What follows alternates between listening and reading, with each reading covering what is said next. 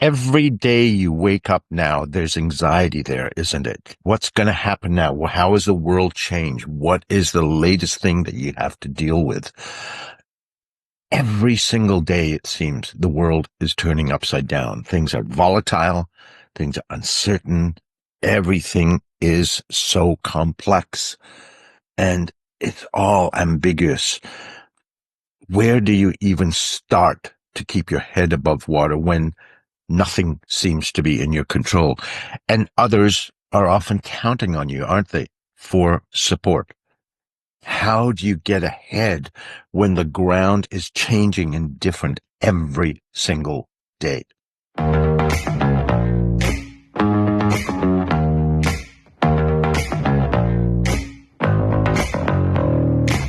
I'm Ravi Tangri, and this is SOULgineering Your Life and Work, where we're bringing you simple, powerful processes that allow you to bring more of your heart and soul into your work, into your life, all aspects of what you do. Now, we went through a lot of chaos and change during the pandemic. There's a lot of things we didn't think we could get through. Things like the lockdowns, things like working from home, so much other stuff, challenges that we faced. But you know what? We made it through. And yet 2025 has somehow made those challenges almost seem small, because it seems like every single day when you wake up, you're tense, you're anxious to see how things have shifted. What's the chaos today that we have to deal with? You don't know what's coming. And it's like there's that latent anxiety there always. What's going to happen today? What's going to happen tomorrow? How do you adapt to it? And things are so volatile, so uncertain, so complex, so ambiguous. How do you keep your head above water? And even when there isn't some new crazy news that you have to deal with or wonder how you're going to deal with, it's running through your head, isn't it? Oh my God, what's happening? How do I do this? What if this happens? And it can make you toss and turn all night. You're not being able to sleep. You're not being able to get the rest you need to be resourceful. And sleep is the number one builder of resilience. What adds to this, from what I've heard from a lot of my listeners, from a lot of my clients, is that often others are counting on you, whether it is people in your family, your friend circle, or people at work, because they're dealing with all this chaos and they look to you for support. So how do you have the resources to help them figure out how to get ahead when the world is literally shifting every single day?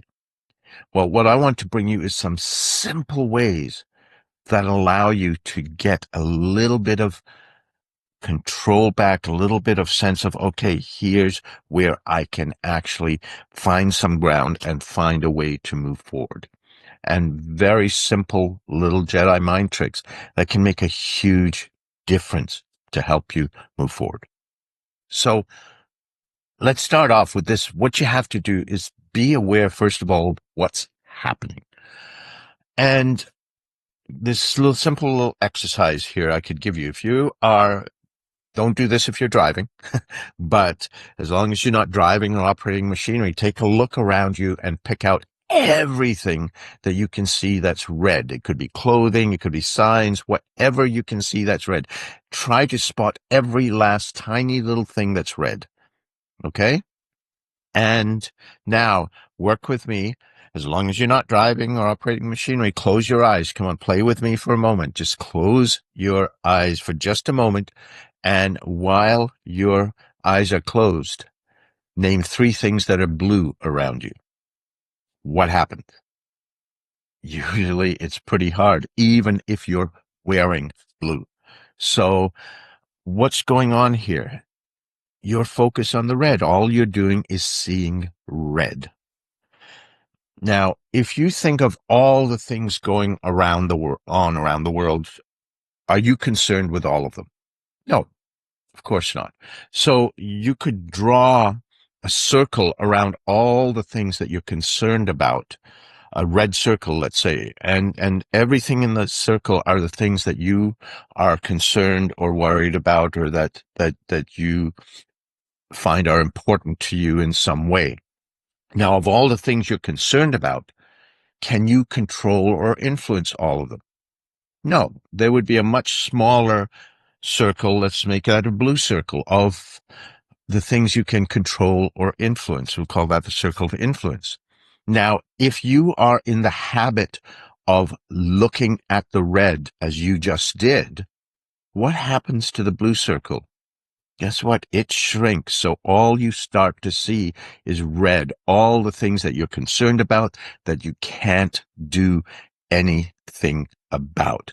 And when that happens, you start feeling more stressful, more out of control, more helpless. That stress response goes up and up and up.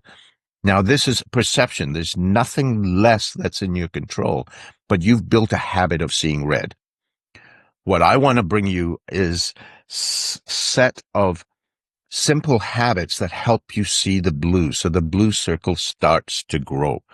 And what happens is your sense of personal power grows. The personal power is your perceived sense of control over yourself and what's happening around you.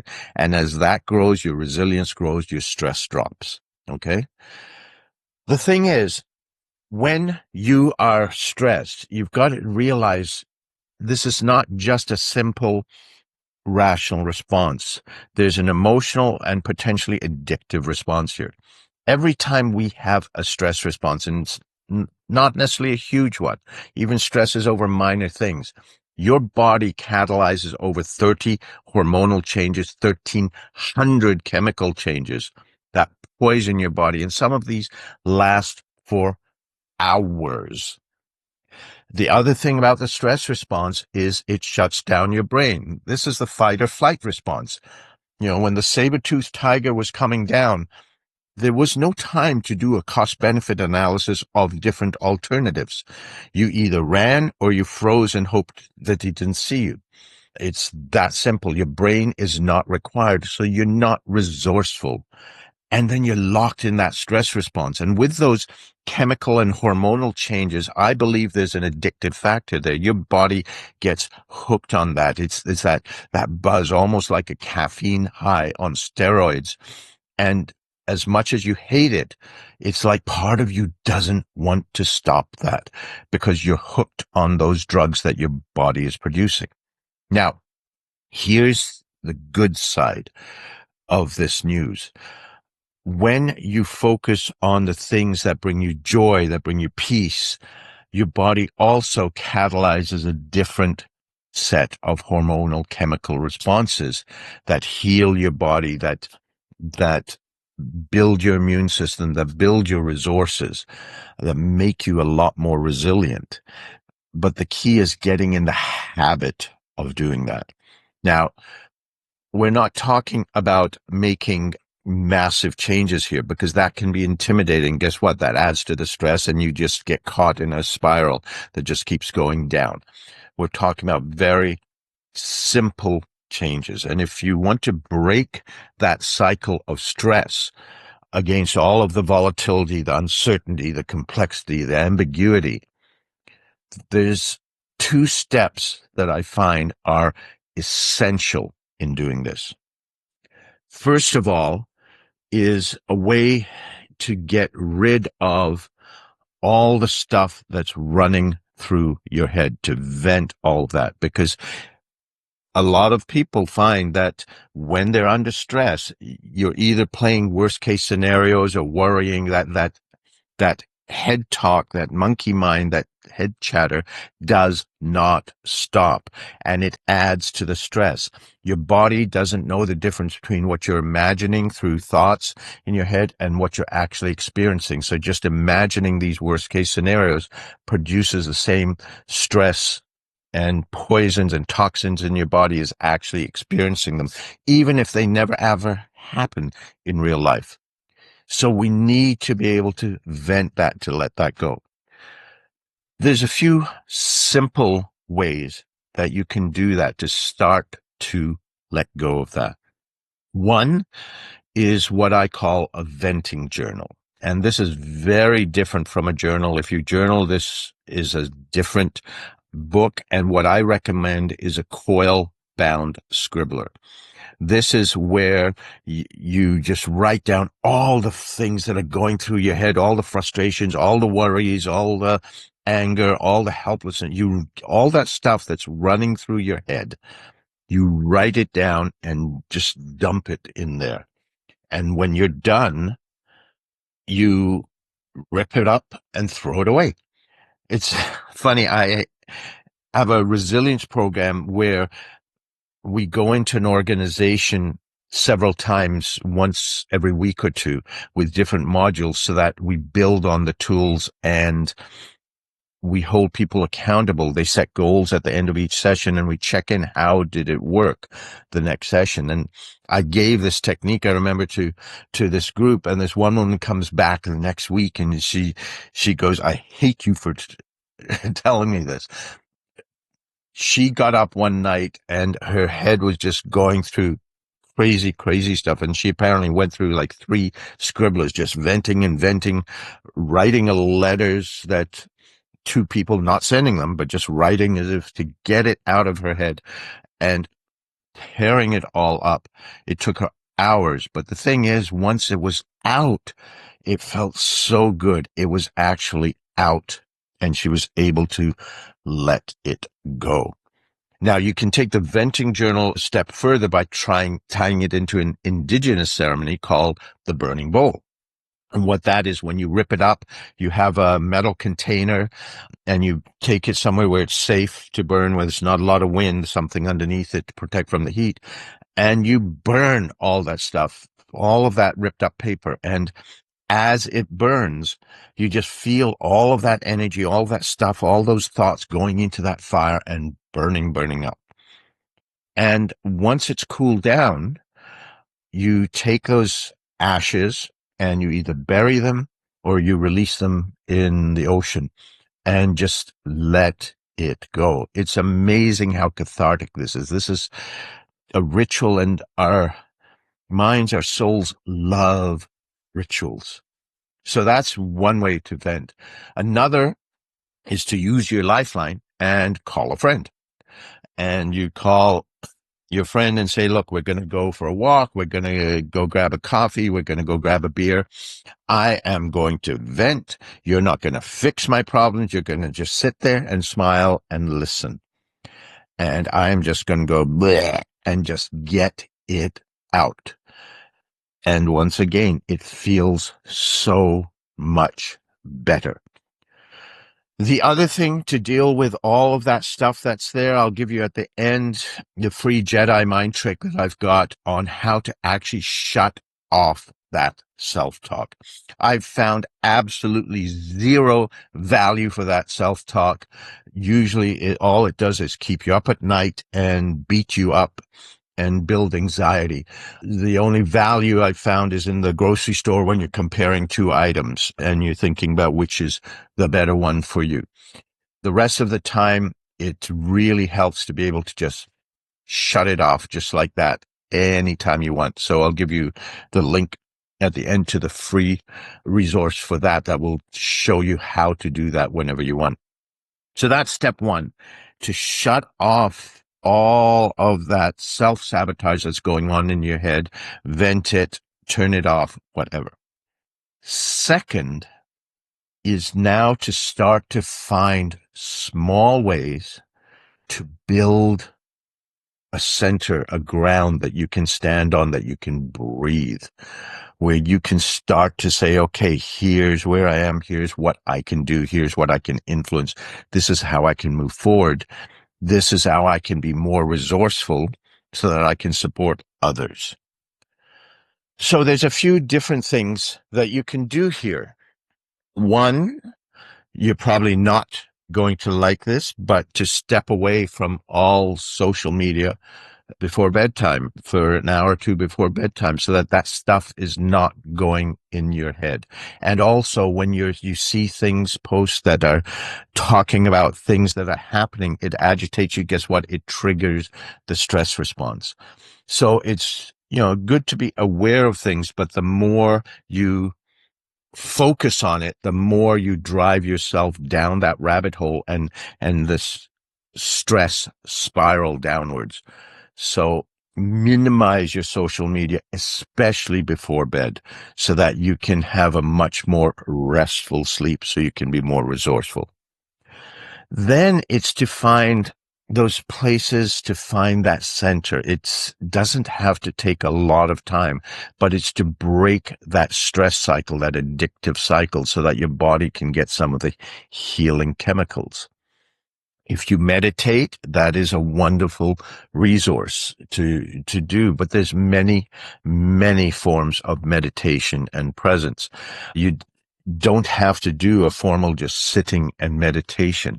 You can take walks in nature. I find nature is amazingly healing.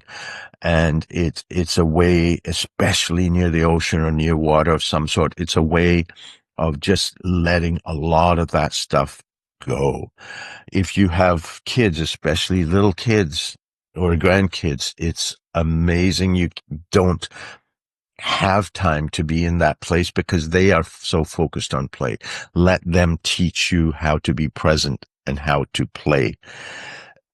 There's many other ways too for mindfulness. Runners talk about the runner's high when they get there. For me, dance is a mindfulness practice, because when I'm dancing, even if it's a crazy fast salsa, I cannot be thinking about anything else because I'm a lead. I am choreographing in that instant, figuring out what to do based on the music. And so I have to be totally present with the music and my partner, and a little bit aware of the dance and floor craft around me, so I'm not running into anybody else. But there's no space. And there's so many times where I've had a very intense, stressful day, and I go dancing, and all of a sudden, all of that lifts. So whatever it is that allows you to be present, to be focused, to force you there, it makes a huge difference in breaking that cycle. Plus, if it's something that you love, like I love dance, it helps bring in all of those healing, the joyful chemicals. Time with friends, as long as you are not talking about all of the caca that's going on in the world. If you get together with them, say, this is our time for us. We're not going to be getting into this and this and this and that and that. We are just focusing on us. Now, here's the thing about these times. People say we don't have time to do this. And I'm not talking huge amounts of time, a few minutes here and there. When you are going home from work, to take a few minutes, maybe just to walk around the block. If you are going to the grocery store, take a moment, stop at the park and just take a little walk through. Spend a little bit of time with your kids where you can be fully present with them. Meditation doesn't have to be, it's not hours and hours. If you have a regular practice, 10 or 15 minutes even can make a huge difference. It's small little bits of times, but it's really important to schedule those first, cancel them last, because we also often go, okay, I got to do this and this. I don't have time. I'll get to that. Because it's not critical we do it this minute. If we did it later in the day, that's fine. But guess what? It never happens later in the day. So when you have those moments, put reminders in your phone. This is the time. If you are at work, make sure you make time for lunch to get away from your desk. Don't just eat at your desk. I've done these programs for 3 decades, and I've challenged people, like those resilience programs. I've said, for 1 week, I'm a scientist, let's test it. For 1 week, take lunches where you actually leave your desk and maybe go out as well for a walk. Take breaks in the morning and afternoon. And I guarantee you, your productivity will be better at the end of the week. And a week later, when they come back to me, 100% come back sheepishly saying, yeah, they got more done when they took the breaks. We delude ourselves into thinking we don't have the time to do this. It is a total, complete, utter delusion. Science has shown that productivity tanks if you do not take regular breaks. Your brain does not work well. So schedule these breaks in, make that time just a few minutes, put reminders in, do not cancel them. And it doesn't have to be hours. It's a few minutes a day. It makes a huge difference. You will get a lot more productive. Other things you can do is to get support from your partner, from friends, from family. You know, when you start a new habit, it's been shown that if you want to get into fitness, to go to the gym, to start running, it works to have a buddy, to have that accountability, to have that support. So find someone who will work with you and help each other, hold each other accountable for doing these things.